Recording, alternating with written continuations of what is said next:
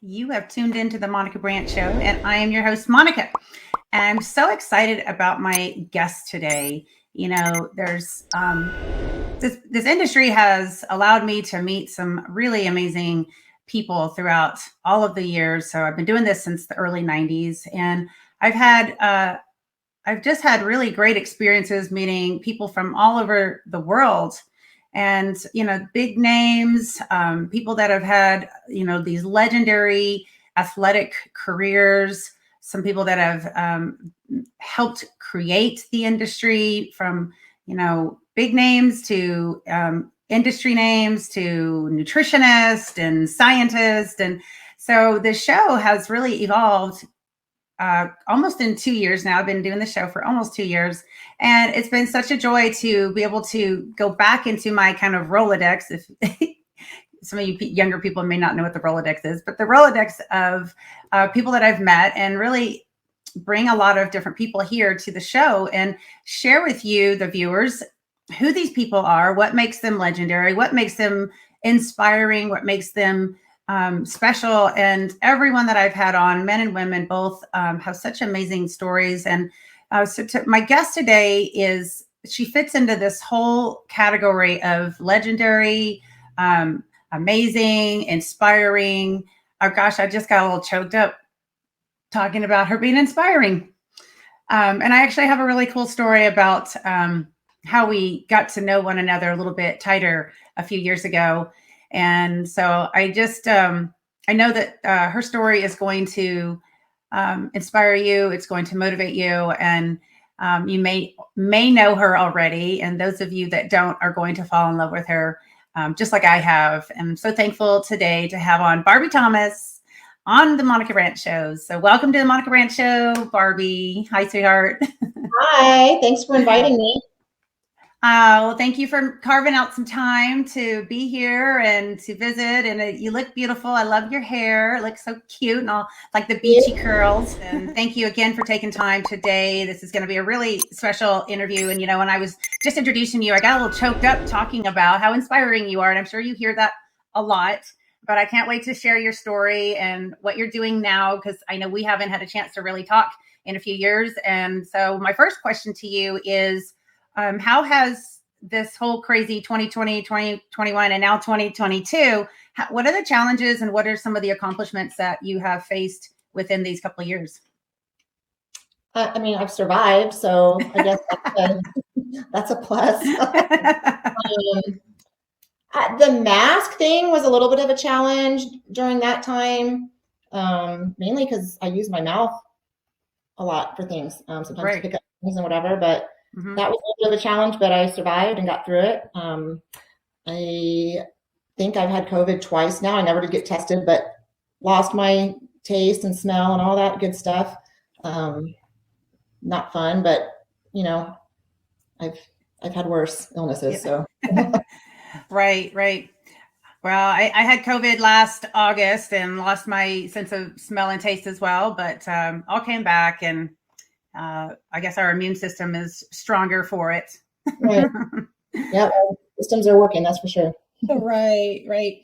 Well, so I want to go back a little bit into how you grew up and where you grew up, and obviously want to hear and share your story with people, because you are an amazing woman and you've done things that nobody else can do. And I have a fun story to get to talk about when we get to later part of the interview. So where did you grow up, and let's talk about all those good things.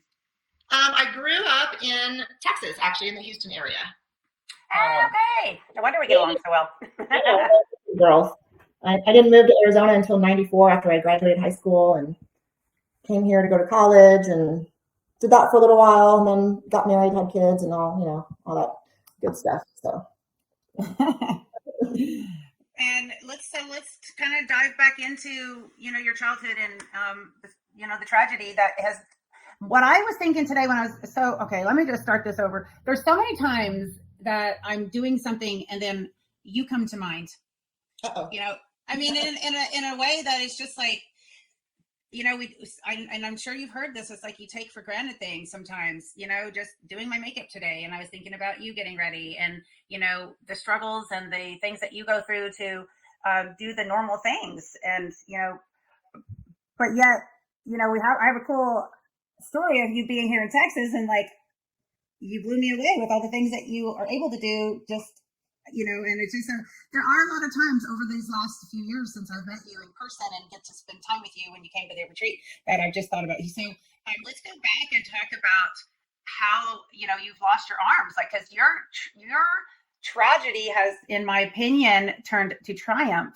Right. Like, that's what I feel about you, and I'm sure that, the time of your life when you lost your arms was horrific, and especially your parents and all the story about that. So I want to share that because you have triumphed in life and you have overcome so many. And I know there's a lot of obstacles that are, for most people, just, not a big deal, but for you, like, it's pretty amazing. So I just need to highlight that about you, and because there's somebody that's going to hear this message and be like blown away and be, able to kind of step back and be thankful.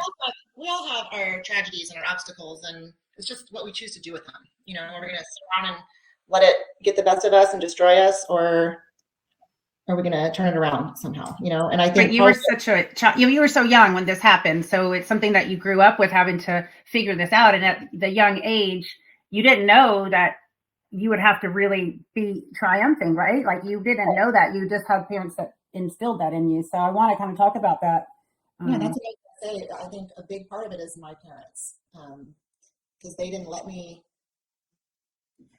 just wallow in self-pity, and they made me independent and checked my attitude constantly. So I think a big part of it is my parents and the way they raised me and what they instilled in me. Also, probably my nature. I'm stubborn and strong-willed, so that probably helped me. Well, let's go back and just share, because I know there's a lot of people that know your story and what happened, and there's a lot of people that don't know your story, right? So, we're here. This show is all about digging kind of deep, sharing the reality, and then sharing some motivation and educating people on different ways of looking at life and walking through things. So, if you don't mind sharing kind of how you lost your arms. Of course. So I was 2.5 years old, and my dad was there with me. We lived in an apartment complex at the time because we had just moved from New York down to the Houston area. So we were in an apartment. I had a brand new baby brother. He was just a newborn. My dad was busy with him. My mom was at the grocery store. I was with some older kids playing outside, and I got into a transformer. And a transformer is one of those great big green boxes full of all the electrical wires, and I grabbed onto the wires with my hands. The electricity went in through my hands, traveled through my body, and came out through my legs. My arms were dead. I mean, my dad said they were like charcoal. You could see right through them to the bone. And every organ in my body was damaged. And I've got scars on my legs from where the electricity exited my body. They said I wouldn't live. And if I did, I probably wouldn't live very long, and I'd be a vegetable. But I think God had a different plan for me.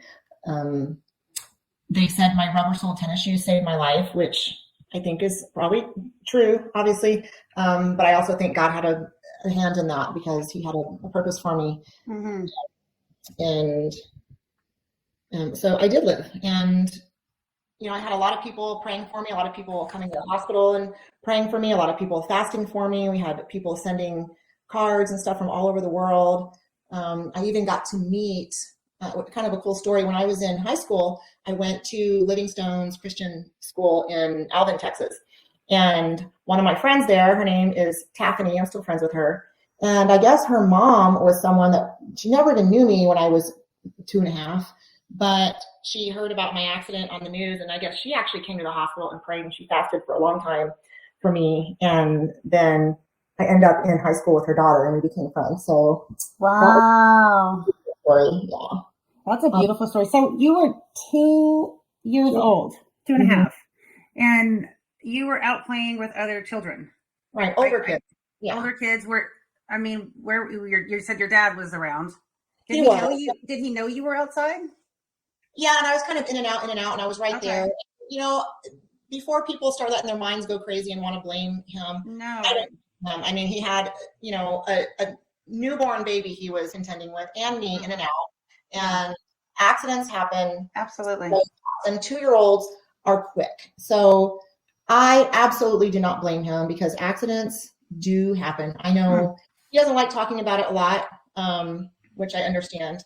But, you know, I love my dad and he's one of my best friends. And he's also one of my biggest cheerleaders. So I'm sure he has all the confidence in me. I can't imagine how he must have, what was going through his mind. And, you know, I haven't had the honor of being a mom. I've been a godmom, but I've never been a mom. But I can only imagine as a parent how hard that must have been to find your daughter. I guess, I mean, I'm assuming the kids were screaming and like, you know. She said the lights flickered real quick. And then one of the kids ran in and said, Barbie's hurt. Oh my goodness. And then he said, not 30 seconds later, it started raining anyway. And I would have had to been inside. So. Well, I think you're right. God had a plan for your life, for your dad's, for your children's. Like, I mean, even to the point of the conversation we're having right now and giving God the honor and the glory of saying that God had a plan, right? Yes. And God can use any mess we make of anything and he can make it into a message. And that's really what I want to hone in on is this message that you have for your whole life been giving out to other people. You know, it's a beautiful message, just like you're beautiful. And it's really an honor to get to hear your story. I know we talked about it before, but just to kind of relive it and then allow other people to be blessed by your story and you. So that's what I'm here trying to do with this show over the last 2 years is really just edify my guest and share what makes that person so special. So I'm so thankful for your sharing and be willing to share these because I know they're not easy to bring up. So, okay. So you're 2 years old. What does that look like time-wise for healing and trying to even just see if you're going to live? Because the doctors told you guys that you may not live, right? Right. Well, you know, my mom prayed and just, you know how you bargain with God sometimes. And, oh my goodness, right. She told God, you know, if you let her survive and be healthy, I promise I will make her independent. I'll make her somebody. But if she has to live a life as a vegetable, just take her home now. Just take her home to be with you. I don't want my daughter to have to live like that. And I did live. He hears our prayers, heard her prayers. Then it was the questions of, oh my God, how's my daughter going to survive with no arms? How's she going to function? What's she going to do in life in this condition? You know, you just don't know. And then it was actually only about 12 hours after my accident that my grandparents and my parents came into my room. Obviously, my arms had already been amputated. I had bandages on my legs, and I had stuffed animals all around me, and I put my legs up to give my mom a hug. And that's when she knew that I was going to use my legs, use my feet, because that just happened naturally, I guess. I put my legs out. So that's when she knew. Wow, that is so amazing. Do you have any kind of memory or recollection of any of that age or that experience? I remember a nurse who called me Twinkle Toes. I remember the wheelchair that I was in for a little bit for some reason. That's it. Which I'm glad for because I wouldn't want to remember all that. Right, I know. I mean, just being, you know, kind of thinking back, like I don't remember having memories being that young either. So it's kind of, you know, for you, it's probably a good thing that you could just kind of learn as you were a child, I guess, growing up like that, just how to function. Because you probably, I think children, maybe as an adult, it would be way harder. And I'm just guessing. But as a child at that age, you start adapting. You just don't know a whole lot different, but to adapt, right? And to try. Yeah, I'm grateful that if it had to happen to me, I'm glad it happened when I was little like that. I can't imagine that happening, you know, as a teenager, as an adult. I think it would be devastating and really, really hard. You know, and I don't know if I would have been as strong if that happened to me later in life. I mean, maybe, who knows? But I think because it happened when I was young and that this is really all I know, I think that was a blessing. Yeah, right. So as you're growing up and in school, I guess were you able to just go to regular school? Did you have to go in anything, you know, that was more helpful, or were you able to go to normal school? I went to normal schools, but they did let me do things like I had to have a different desk in some of the classrooms because they had those chairs that have the desk attached to it. And I've got long legs and there's no way I could get my legs up. There's no leg room in there. So I had to have something that was a separate desk with a separate chair so I could do my work. But other than that, it was pretty normal. And how were kids towards you? You know, because I mean, I grew up with a really crooked eye and those Coke bottle glasses, you know, and I just remember kids calling me Four Eyes all the time. And then I used to get these really severe cold sores on my face from stress or sun or whatever. And like big giant ones. And I just, you know, kids can be so hateful. And I just remember a lot of times, you know, their words, you know, and of course as a Christian and a mature adult, like whatever, you know, now, but you know, you think about that. How were kids towards you? Were they more caring, or did you have kids that were, or was it half and half? Yes. I wish I could say, yes, they were amazing. They were also nice, but no, kids are jerks.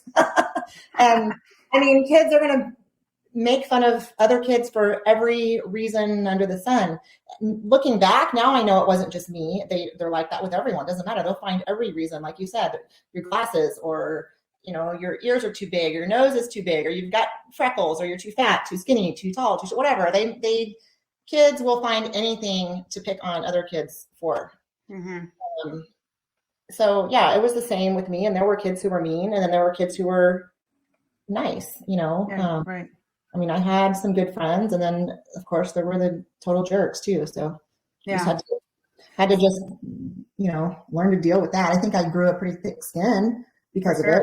Like you said, now that stuff just rolls off my back. Like, I don't care. You say what you want. Yeah. So what do you think growing up was some of the hardest things to learn to do on your own? Dressing, for sure. That's still a pain in the butt.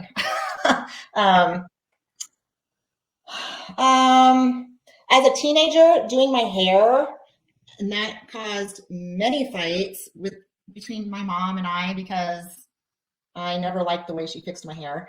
I mean, to the point I had really long hair, and at one point she cut it off to about my chin and then gave me a perm. It looked like a poodle. But yeah, the hair thing was difficult, and dressing definitely. Anything other than that, I don't know. I don't remember a ton of. I think a lot of those challenges happened when I was younger. And I mean, speaking of dressing, I know my mom tells me a story about when I was 3 years old, and my occupational therapist was at our house, and they had been working with me on getting dressed, getting my clothes on, and they knew I could do it, and I didn't want to because I'm stubborn. And they sent me to my room and said, no, don't come out until your clothes are on. And my mom said it felt like forever, and she sat there and cried, and the therapist told her that the hardest thing she's going to have to do is learn to sit on her hands and not do everything for me, because that would just be a disservice. That's not going to make me independent. That's going to make me dependent. And she said it really was only about 5 minutes later I came out and my clothes were on. And my shirt was backwards and things were, you know, crooked, not quite right, but I was 3. I mean, that's all 3-year-olds, right? Wow. Right. Yeah. And then another story she tells me is when I learned how to swim, a different therapist worked with her, and we were at the city pool, and I could swim, but I would only go from the wall and I'd swim to the middle where they were, but I would not go the other way.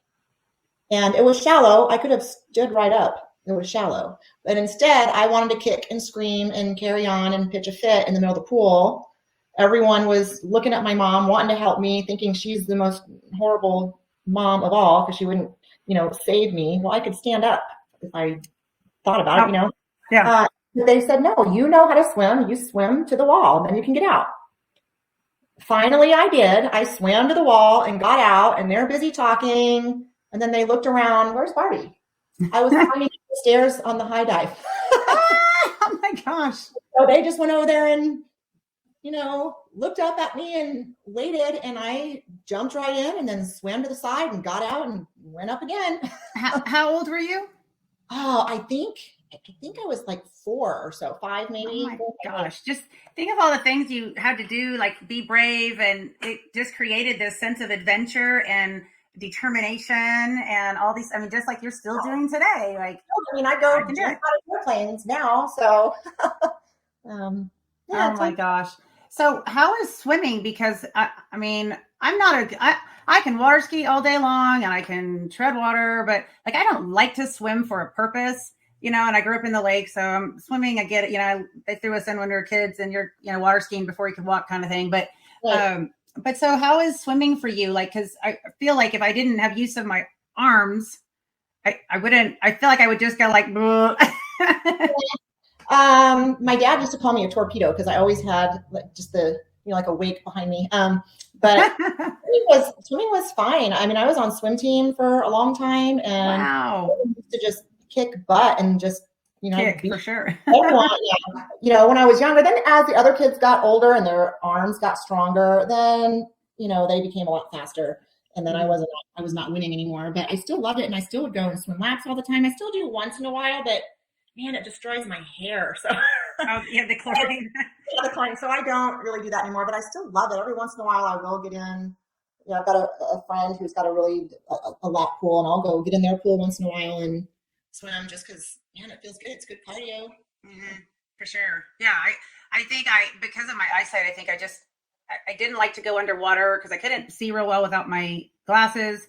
And then when I got contacts, I never want to take my contacts out because I could see so well. And then I'm like, well, I can't go underwater. I can't open my eyes. I just have this whole thing about water in my face and eyes and all that. But swimming is definitely a great exercise. So can I guess you do all the different leg strokes, right? Yeah, I do all of it. I don't like butterfly. Okay. Not that I can't do it. I just don't like it. But all the other ones I do. Backstroke was my strongest when I was younger. Now I think freestyle. I think I'm better at freestyle. But yeah, I do them all.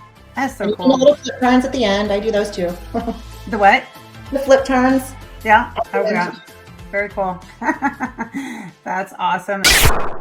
Hi everyone, Monica here. Just wanted to thank you so much for watching the Monica Brant Show, and don't forget to subscribe, like, share these videos, and oh yeah, and that little bell notification, don't forget to click that so you'll get more great content every time there's a show uploaded or a video or anything else. So you guys, thank you so much for your support, and as always, stay fit and love life.